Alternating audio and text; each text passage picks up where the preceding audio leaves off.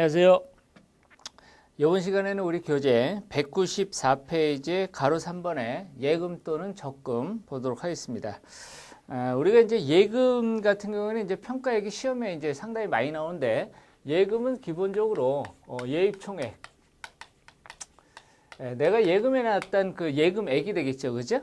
여기에다가 미수이자라는 것을 이렇게 합산하게 되어 있습니다. 미수이자라는 것은 아직 받지 못한 이자가 되겠어요. 우리가 기본적으로 이렇게 연수를 따졌을 때 이 은행에서 주는 이자라는 게 매달 주는 건 아니죠, 그죠? 그러다 보니까 예를 들어서 이자를 6개월 단위로 이렇게 준다고 했을 때 이렇게 6월 30일 날 이자 한 번 주고 12월 30일 날 이자를 주고 이렇게 두 번 이자를 주는 상품이 있다고 가정을 해볼게요. 이렇게 가정을 했을 때 예를 들어서 피상속인이 요날 사망을 했다. 이렇게 요날 사망하면 요 날짜에 예금액에 대해서 상속세를 과세하게 되는데, 문제는 여기서 여기까지는 분명히 사망한 사람한테 이자가 발생했음에도 불구하고 그 이자는 이날 지급이 되는 거죠. 아직 이자가 지급이 안 됩니다. 이걸 우리는 미수, 아직 받지 못한 이자다 해서 여기서 여기까지 발생한 이것을 미수이자라 그래요. 아직 받지 못했지만 어차피 죽은 사람 거기 때문에 이것을 상속재산에 합산합니다. 그리고 언젠가 이제 주겠지, 이때 줄 때 이 이자에 대해서 세금을 원천징수해야죠. 그래서 원천징수세액, 보통 이제 15.4%로 원천징수 하잖아요, 그죠? 이 이자에 대한 세금을 차감하는, 여기에 이제 이자의 예금의 기본적인 평가액이 되어 있습니다. 시험에 많이 나옵니다. 그 다음 195페이지 가로 4번에 집합투자증권이라고 있습니다. 중요하지 않은데, 일명 이제 우리가 펀드가 이 집합투자기관 안에 들어갑니다. 집합투자증권의 평가는 평가 기준이 현재 거래소 기준가격에 의하거나 집합투자업자 또는 투자회사가 동법에 따라 산정고시한 기준가격에 의한다. 여기까지만 아시면 될 것 같습니다. 그 다음 5번에 정기금을 받을 권리라고 있습니다. 정기금은 첫째 줄 보시면 일정한 기간 동안 정기적 반복적으로 금전이나 기타 물건의 급부를 받을 것을 목적으로 하는 정기금 계약에 따라 받는 금액이다. 정기금이라는 건 실질적으로 정기적으로 돈을 받는다는 거죠, 그죠? 정기적으로. 동그라미 1번에 유기정기금. 유기라는 것은 기간이 정해져 있다는 거예요. 10년이면 10년 동안 돈을 받든지 15년이면 15년 동안 돈을 받든지 이렇게 정해져 있는 기간에 따라 받는 건데, 우리가 알아야 될 것은 두 번째 줄에 암만 기간을 정해서 받더라도 1년분 정기금액에 20배는 초과할 수 없다는 겁니다. 요거 하나만 기억하시면 되겠고요.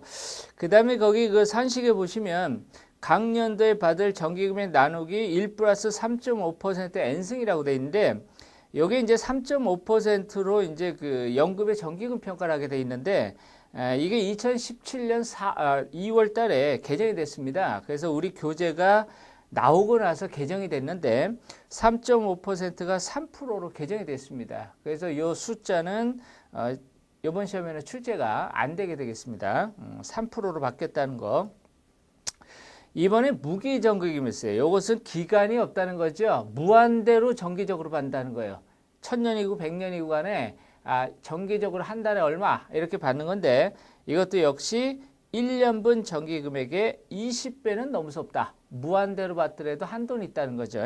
3번에 종신정기금이 있습니다. 이것은 누군가 피보험자가 사망할 때까지 받는다는 거예요. 무기는 무기한, 기한 없이 받는 것이고, 종신은 살아있을 때까지만 받는다는 겁니다.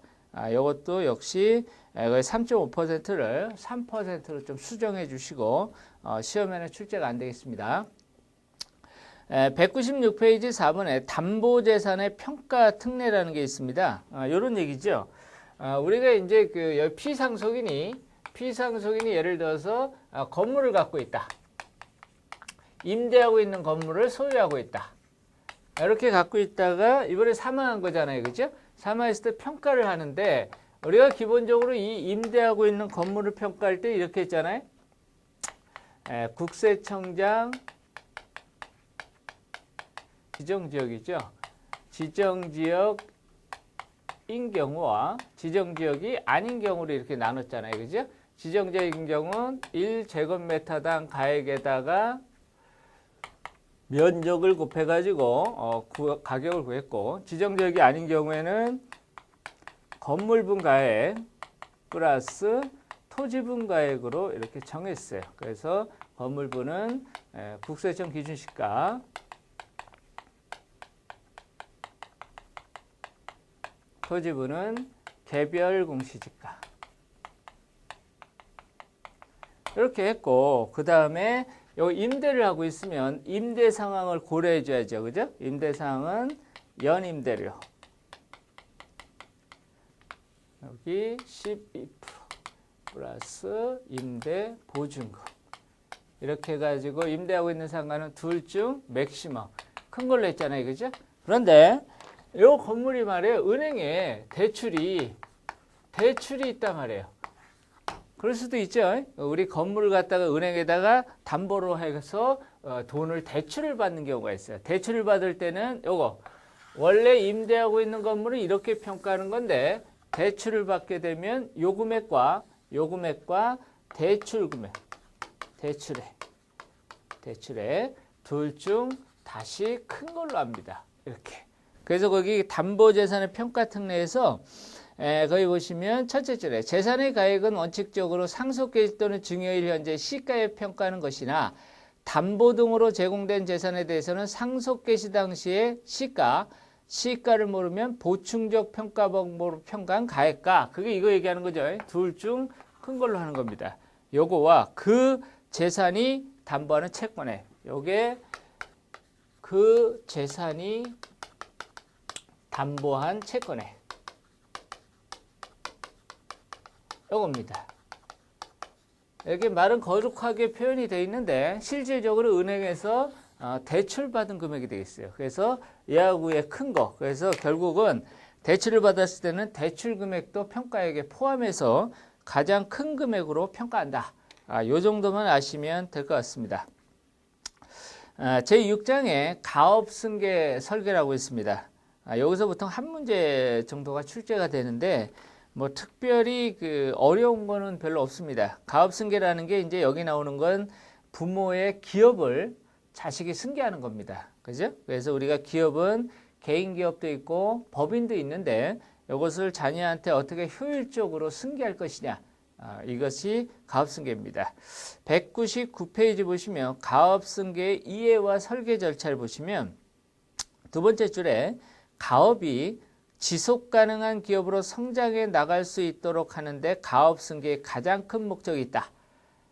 즉 우리 아버지가 힘들게 사업을 일으켰는데 사업을 일으키면서 여러 가지 노하우도 있고 경험이 많을 거 아니에요. 그죠? 그런데 그것을 아버지가 사망하면서 그 사업을 다시 그만둔다면 그동안의 노하우나 이런 게 전부 사장되니까 자녀가 그 사업을 다시 이어받아 가지고 더 발전시켜 가면 좋을 것이다. 그래서 가업승계를 하는 게 좋다. 이런 말이 있습니다. 1번에 이제 밑에 가업승계 이해 보시면 가번의 가업이 뭐냐? 시험에 안 나옵니다. 이런 게. 첫째 줄에 가업은 사전적 해석에 의하면 대대로 물려받은 집안의 생업이다. 그죠? 시험에 안 나와요. 넘어가시고 그냥 한번 읽어보세요. 다음 페이지 200페이지 나번에 가업승계의가 있습니다. 그럼 가업승계가 뭐냐? 1번의 가업승계의의 두 번째 줄 보시면 가업승계는 기업의 소유권과 경영권을 가진 사람이 특정 사람에게, 보통은 자녀가 되겠죠. 그죠? 기업의 소유권과 경영권을 물려주는 것으로 해석한다. 지금 가업승계에 두 가지 권한이 있다는 거죠. 소유권과 경영권이라고 되어 있습니다. 소유권은 이제 기업이라 그러면 법인이라 그러면 주식이 되겠죠. 그죠? 자기가 갖고 있는 주식. 경영권이라는 것은 회사를 운영할 수 있는 권리가 되겠죠. 그래서 이 두 가지 권리를 갖다가 물려주는 걸 우리는 가업승계다. 이런 표현을 쓰는데 이번에 가업승계와 재무설계가 있습니다. 재무설계는 개인의 삶의 목표를 파악하고 그 목표를 달성하기 위하여 개인이 가지고 있는 재무적, 비재무적 자원을 적절하게 관리하는 일련의 과정이다. 그러니까 좋은 말은 다 써 있는데 결국은 개인의 삶을 파악하고 그 목표를 이루기 위해서 우리가 관리를 잘해야 된다. 그 목표가 재무적, 비재무적, 돈 많이 버는 걸 수도 있고 성공하는 거일 수도 있고 아니면 자기 만족할 수 있는 어떤 목표든 개인적으로 다 다르겠죠. 그죠? 그래서 그거를 적절히 관리하는 게 재무설계다. 가업승계가 개인이 소유하고 경영하는 기업을 그 가족이나 친족, 임직원 등 이해관계인에게 물려주는 것이라는 점에서 가업승계도 재무설계의 중요한 한 분야다. 그래서 보시면 되겠고요. 이번에 가업승계 설계 2에서 가로 1번 가업승계 설계 의의가 있습니다. 똑같은 얘기가 계속 반복되고 있습니다. 가업승계 설계란 가업을 승계하고자 하는 경영자가 그 가업의 창업 이념과 가업의 동질성을 계승시키면서 지속적으로 성장시키기 위해 가업의 권리, 의무, 경영권, 지배권, 무용의 사업권과 경영기술, 경영자의 리더십 등을 후계자에 이전시키는 장기에 걸친 수행되는 일정 과정이다. 지금 똑같은 얘기가 계속 반복됩니다. 아버지의 회사를 자식한테 물려주는 소유권과 경영권을. 그래서 거기 201페이지 보시면 왜 가업 승계를 해야 되느냐 필요성 보시면 가업의 전통성을 이어야 된다. 2번에 가업을 연속성 이어야 된다. 뭐 똑같은 얘기죠. 3번 거래를 계속해야 된다. 4번 경영권을 승계해야 된다. 지금 똑같은 얘기 하고 있습니다.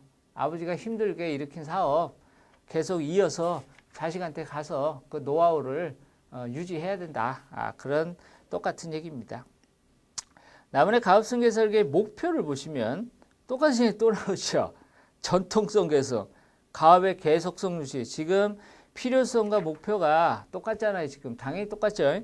202페이지 3번에 승계에서의 현황 분석과 대책 마련해야 될 것이고 4번은 이제 후계자 선정과 육성인데 우리 교재에서는 후계자 선정과 육성을 가장 중요시 여기고 있습니다.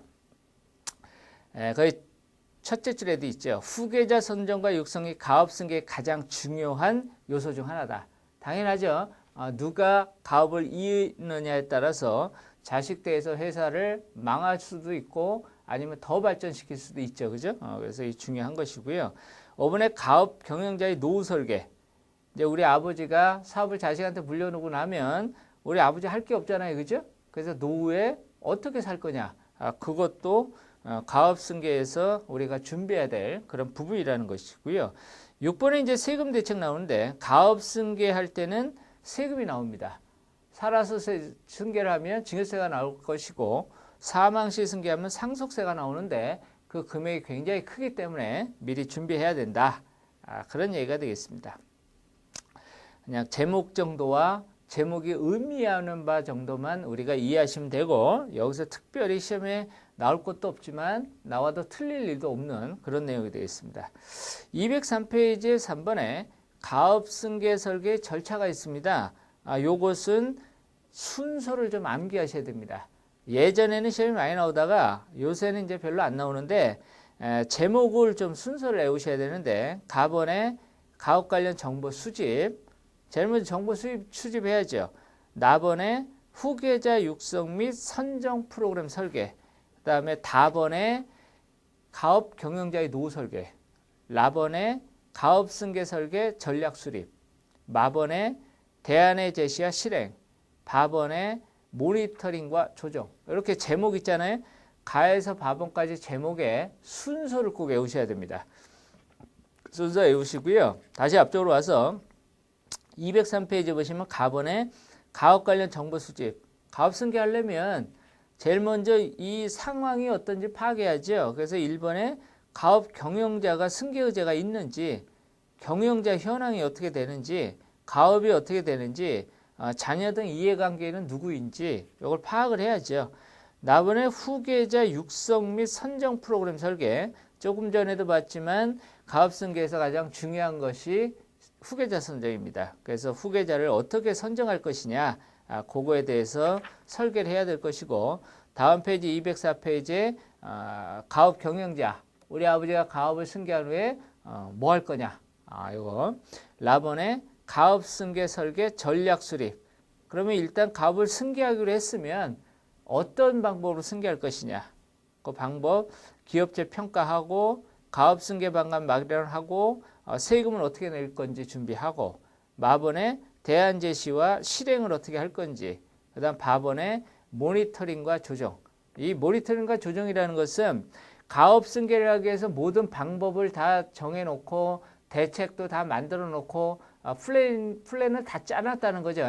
그렇지만 상황에 따라 변할 수 있는 거잖아요. 205페이지 보시면 가업승계 실행은 일반적으로 장기간에 걸쳐 진행되므로 재반 경제 환경이나 가업 현황, 제도의 변화, 세법 등 법률의 변화 등이 일어나기 때문에 실행 과정에서 지속적인 모니터링이 반드시 필요하다. 계획을 갖다가 10개년 계획으로 세워놨는데 갑자기 2년 차에 어떤 변화가 일어날 수 있잖아요. 그러면 이 계획도 변화를 해야죠. 그죠? 그렇기 때문에 반드시 모니터링하고 변동이 있으면 조정을 해줘야 된다는 거죠. 한번 해놨다고 안 바꾸고 영원히 가는 건 아니라는 겁니다. 그래서 이 순서와 제목이 의미하는 바 정도만 우리가 아시면 될 것 같아요. 206페이지에 가업승계의 대상과 승계의 형태가 있습니다. 207페이지 가보면 개인기업과 법인기업이 있습니다. 개인기업을 어떻게 승계할 것이냐. 이건데 개인기업은 통상 자영업이라 하며 이를 운영하는 자를 개인사업자라 한다. 그래서 여러분들이 소위 동네에서 많이 보는 집 앞에 있는 치킨집 이런 게 자영업, 개인기업입니다. 기업이라고 안 하죠. 그냥 개인사업이라고 하는 거지. 여기에 자영업, 개인기업입니다. 그럼 우리 아버지가 치킨집 하던 거 자식한테 어떻게 가업 물려줄 거냐. 이 얘기하는 거잖아요. 지금. 거기 그 가로 1번에 위에서 5번째 줄 보시면요. 사업활동으로 인한 권리와 의무가 모두 개인사업자에게 귀속된대. 그렇죠. 우리 치킨집에 있는 모든 권리와 의무는 우리 아버지한테 귀속된다는 거 아니겠습니까? 그래서 이 치킨집을 어떻게 물려줄 거냐. 지금 이 얘기하고 있는 건데 두 번째 단락 밑에 두 번째 줄 보세요. 승계 대상인 사업용 자산 부채와 승계 대상이 아닌 비사업용 자산 부채를 구분하여 가업승계 설계가 수립돼야 한다. 이게 뭔 얘기일까? 만약 우리 아버지 치킨집 한다. 이 치킨집이 개인 사업이란 말이에요. 이 치킨집을 하면 여기 치킨집에 있는 재산과 부채가 있겠죠. 그죠? 이걸 갖다가 자식한테 있는 거예요. 근데 이게 우리 아버지 거죠. 근데 우리 아버지의 개인 재산도 있잖아. 요거는 치킨집하고 아무 상관이 없는 거예요. 그렇기 때문에 나는 지금 우리 아버지 치킨집 이거 개인 사업 이걸 갖다가 지금 내가 자녀가 승계하는 거잖아요. 그죠? 지금 우리 아버지 개인 재산 승계하는 건 아니죠. 그러니까 우리 아버지 개인 재산하고 가업 승계할 재산을 당연히 구분해야죠. 그래서 여기 비사업용 자산부채 이거 얘기하는 거죠. 사업용이 아니잖아요. 그죠? 그러니까 이걸 구분해서 설계를 해야 된다는 거죠. 저 치킨집만 이어받을 거니까. 가로 1번에 법인기업이 있습니다. 법인이라는 것은 기본적으로 주식회사 얘기하는 겁니다. 그죠? 물론 법인이라는 게 주식회사도 있고 유한회사도 있고 여러 가지가 있지만 가장 기본적으로는 우리가 보통 법인하면 주식회사 얘기하는 거예요. 그 아버지가 주식회사를 갖고 있다는 거죠, 지금. 그럼 이제 치킨집하고 얘기가 다른 거예요, 지금. 우리 아버지가 이때는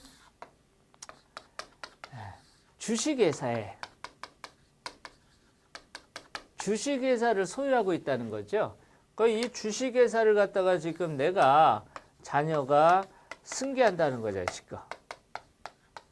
우리가 여기서 개인기업과 이게 다른 게 개인기업은 자녀가 개인기업을 승계하려면 치킨집에 있는 재산과 부채를 따로따로 이렇게 승계를 해야 된다고.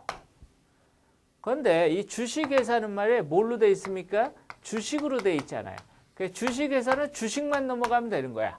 여기같이 재산하고 부채를 따로따로 넘길 필요가 없어요. 그래서 이번에 법인으로부터 기인되는 권리와 의무는 법인에게 귀속된다. 모든 법인의 재산은 법인 거라는 거예요. 그래서 거기 두 번째 단락 보시면 법인의 소유권, 주식을 갖고 있는 주주가 소유를 하고 있습니다. 경영권은 이제 이사 같은 사람들이 경영진이 갖고 있죠. 이것은 분리되어 있지만 중소기업의 경우에는 일반적으로 주주와 경영권이 동일한 경우가 많다. 보통 이제 중소기업은 우리 아버지가 대주주이면서 우리 아버지가 또 사장도 하고 있다는 얘기예요. 그래서 소유와 경영이 분리되어 있지만 일반적으로 조그만 회사는 그냥 다 하는 거죠, 혼자서. 다음 절에 가업승계는 그 법인을 영위하는 자가 보유한 주식을 후계자에게 승계시키면 되므로 승계법인의 자산가치를 개별적으로 이전시킬 필요는 없다. 얘기하는 거죠. 주식회사는 주식만 넘어가면 되는 거야. 자산가부채는 어떻게? 개인 사업할 때나 넘어가는 거예요. 다음 페이지 보시면 208페이지에 표 6-1에 보면 개인기업과 법인기업의 비교라고 있습니다. 이거 한번 보셔야죠. 뭐 특별히 설명할 건 없고요. 개인기업과 법인기업의 차이가 뭐냐 이렇게 보시는데 가장 기본적인 차이는 개인기업은 모든 소유가 개인, 치킨집 사장한테 다 있는데 법인기업은 모든 재산과 부채의 소유가 법인한테 있다는 겁니다. 주인이 다른 거야. 예? 주인이 이 법인은 주식회사가 주인이에요. 근데 치킨집은 뭐예요? 우리 아버지가 주인이야. 이게 다르죠. 주인이 다른 거예요. 소유한 사람이. 여기 맨 밑에 보시면 세율도 보시면 법인은 10에서 22% 3단계 초과 누진세율인데 개인은 6에서 40% 6단계 초과 누진세율. 최고 세율이 개인이 40%로 법인보다 훨씬 셉니다. 그죠? 그렇게 보시면 되겠고요. 나머지는 뭐 한번 쭉 읽어보세요. 그리고 어디로 보시냐면 209페이지에 나번에 이제 사업단체라고 있습니다. 두 번째 줄에 단체는 사람의 집단인 사단과 재산의 집단인 재단으로 구분된다. 즉 우리가 단체, 어떤 모임이죠. 어떤 모임을 구분하는데 사람이 모여있는 모임을 사단이라 그래요.